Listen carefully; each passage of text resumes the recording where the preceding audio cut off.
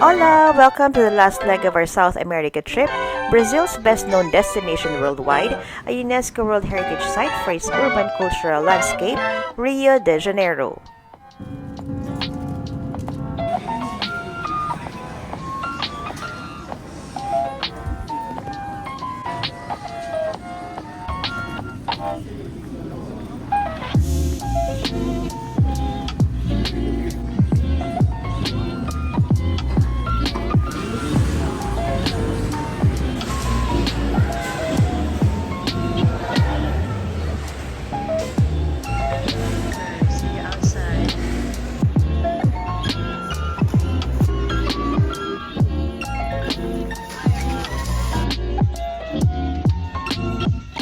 An hour after touchdown, we are finally rolling, ready to get the first glimpse of Rio de Janeiro, and of course, we will be bringing you with us.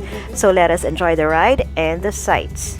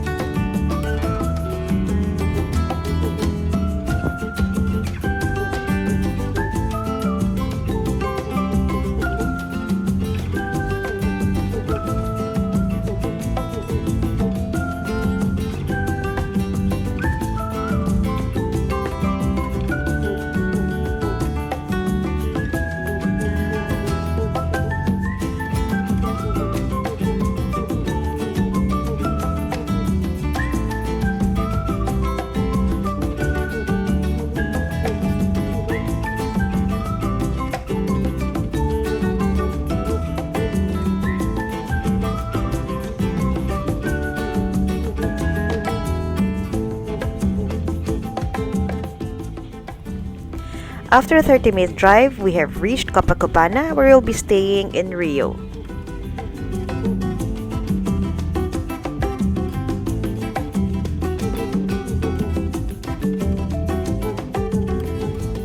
We encountered a hiccup with the original accommodation that needed some sorting out. But first, dinner!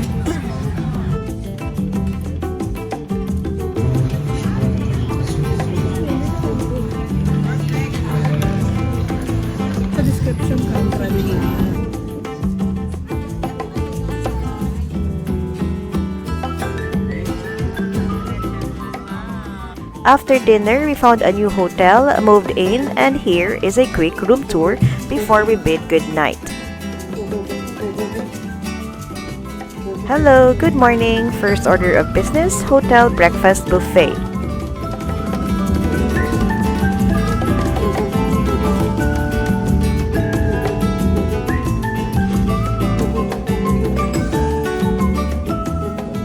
We did a quick stop at the shores of Copacabana Beach, then we were picked up by our tour group for a full-day city tour covering major attractions in Rio. First stop, one of the most iconic landmarks in Rio, Sugarloaf Mountain. Sugarloaf Mountain is a part of UNESCO World Heritage Site, Rio de Janeiro, Carioca landscapes between the mountain and the sea. Sugarloaf Mountain is located in the historic Urca district. Urca is a small charming neighborhood which is a home to other attractions such as St. John Fort and Praia Vermelha, one of the most beautiful beaches in the city. There are 4 cable car stations and we are now at Station 1, the embarkation point to the cable car that will bring us to the Morro de Urca or the Urca Hill. The Sugarloaf cable car, inaugurated in 1912, was the first cableway in Brazil and the third in the world, linking Urca Hill to the Sugarloaf Mountain. We are now at Morro de Urca or Urca Hill, where you can find Jardin Domel, various lookouts or viewpoints, playground, amphitheater, helipad, picnic areas, as well as shops and restaurants. Morro de Urca has an elevation of 220 meters. Station 3, the embarkation point to Sugarloaf Mountain, is also in Morro de Urca.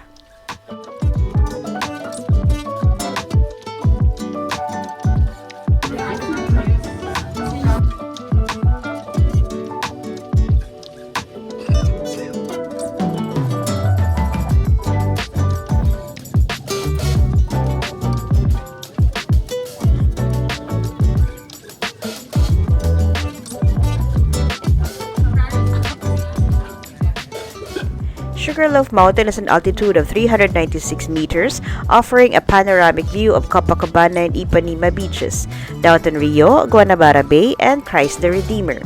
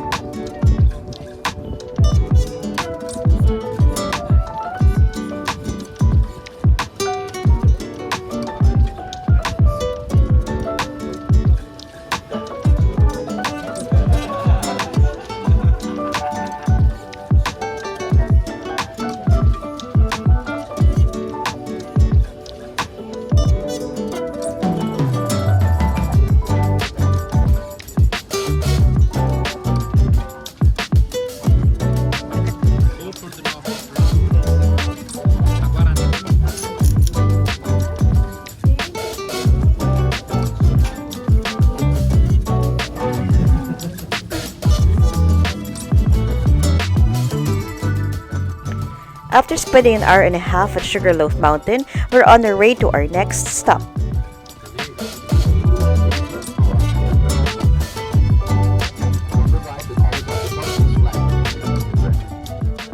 Our next destination is the most iconic landmark not only in Rio but in Brazil in general, the seventh wonder of the modern world, Christ the Redeemer. Our group stopped at Painera's Visitor Center, formerly a hotel. It now has restaurants, snack bars, souvenir shops, and interactive exhibitions. From the Visitor Center, we boarded the Painera's Corcovado official van that will bring us to the Christ the Redeemer. The official van has 3 different pickup points in Rio de Janeiro: Praça do Lido in Copacabana, Praça do Largo de Machado, and the Painera's Visitor Center. So for those who want to do DIY, you can arrange or check the schedule for pickup in one of those locations.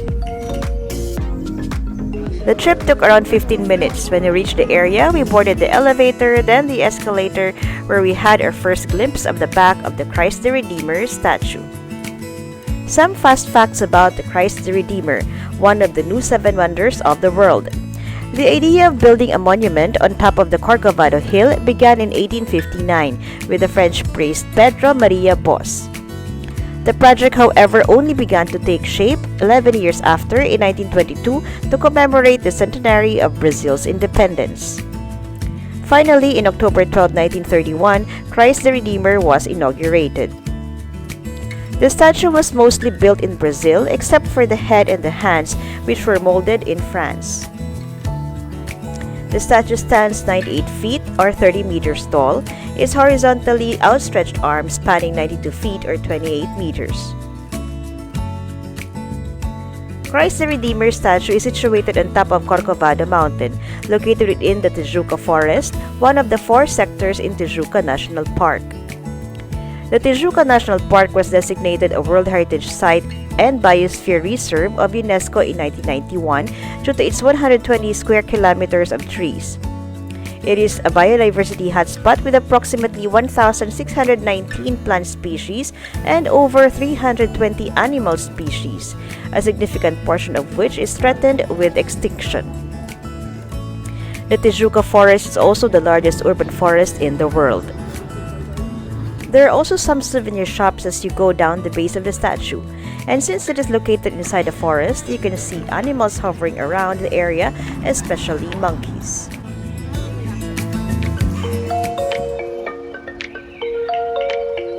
By 12:15, after almost an hour, we're back to the minibus, to our van to head to our lunch stop, a sumptuous buffet spread.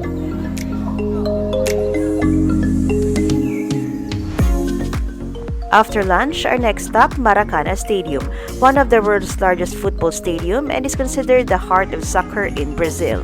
It is the largest soccer stadium in the country. It is named after the Maracana River and its neighborhood.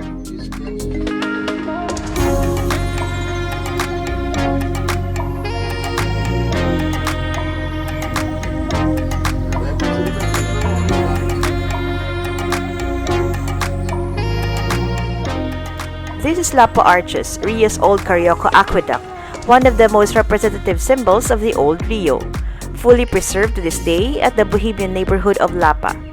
It features 42 large double arcs of limestone structure in Romantic style, built in the mid-18th century to bring fresh water from the Carioca River to the city.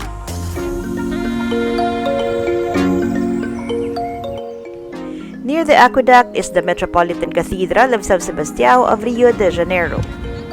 This cathedral, due to its unique architecture, stands out among the downtown buildings. The cathedral's external diameter is 106 meters, while its internal diameter is 96 meters. 4 stained glass windows are distributed along its diameter. The capacity of the cathedral is 20,000 people standing or 5,000 seated.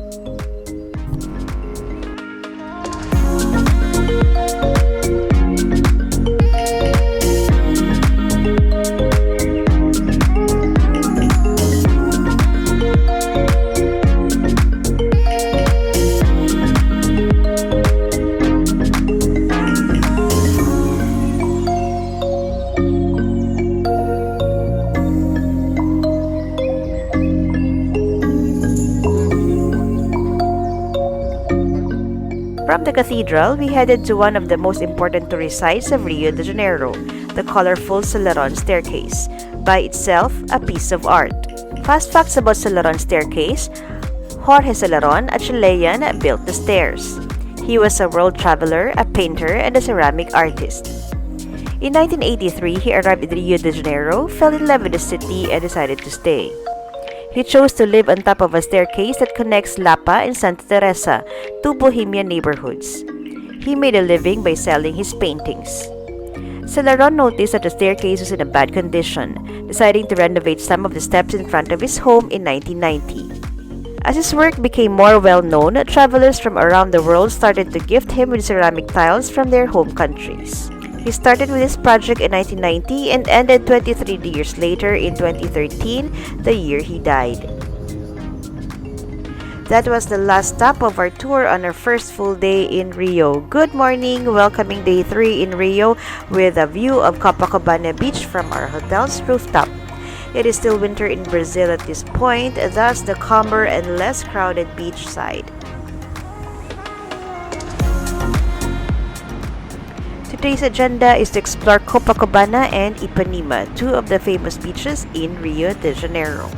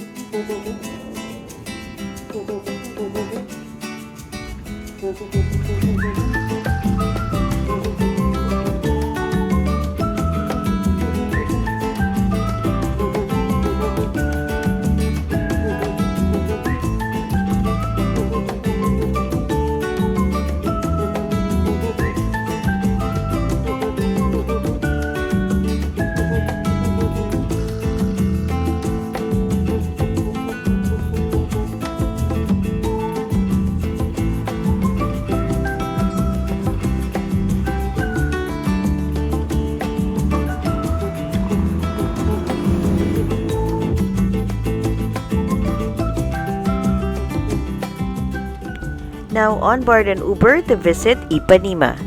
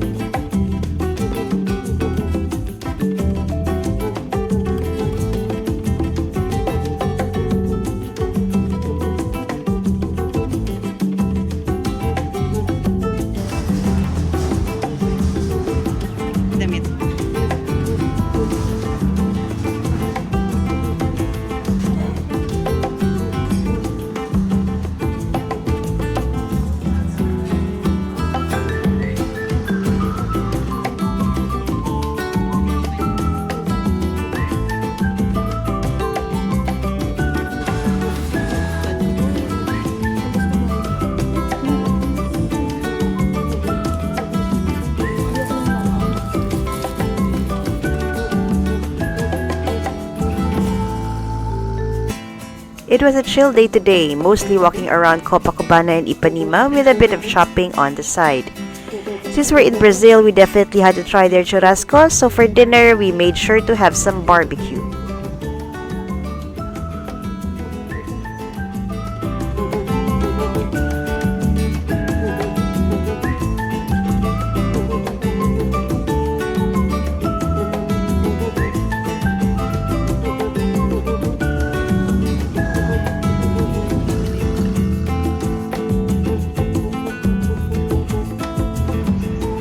And now we're back where we started our day, up the rooftop to view Copacabana Beach at night.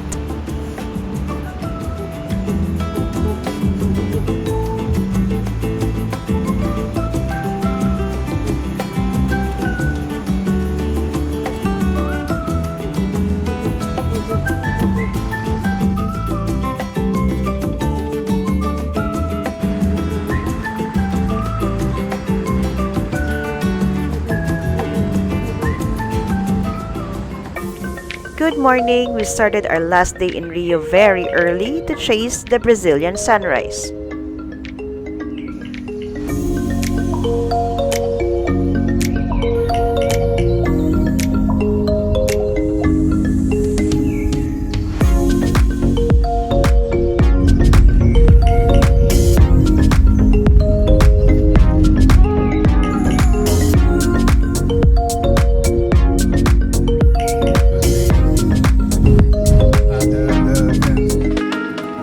We booked a private sunrise tour, and at 5:29 a.m. we are on top of Mirante Dona Marta, 360 meters above the sea, the perfect spot to view the sunrise. This viewpoint gives us views of Sugarloaf Mountain, Christ the Redeemer statue, the city, and the beaches.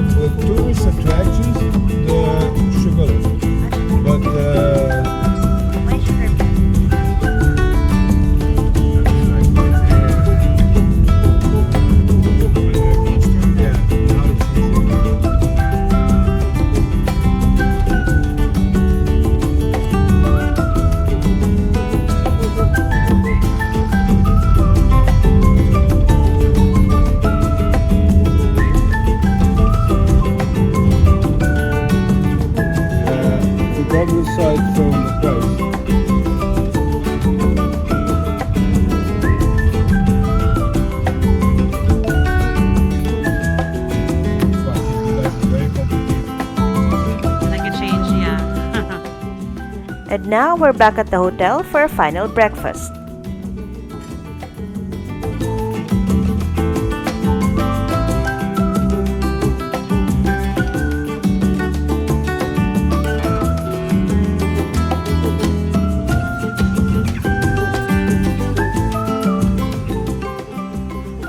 With some time to spare, we decided to do some last-minute window shopping, lunch at a nearby restaurant, then headed to the airport.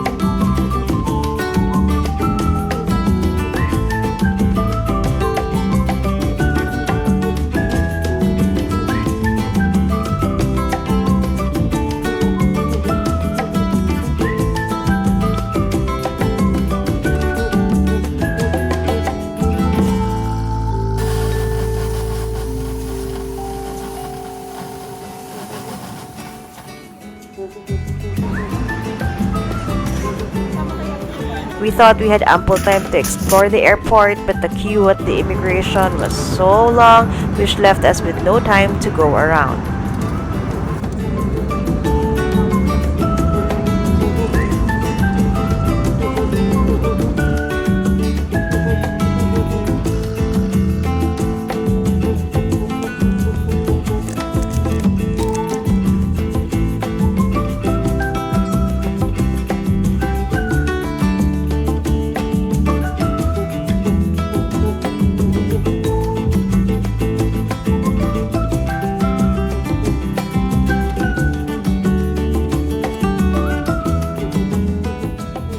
South America, specifically Peru, Bolivia, Argentina, and Brazil, the places that we visited are rich in diverse history, culture, natural resources, and lovely people.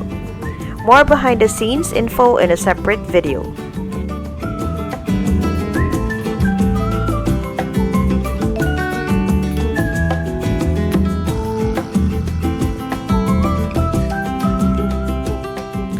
After 25 days of travel, multiple flights, Uber rides, we are back to home base, Auckland. Thank you for joining us in the last leg of our South America trip. Thank you for watching.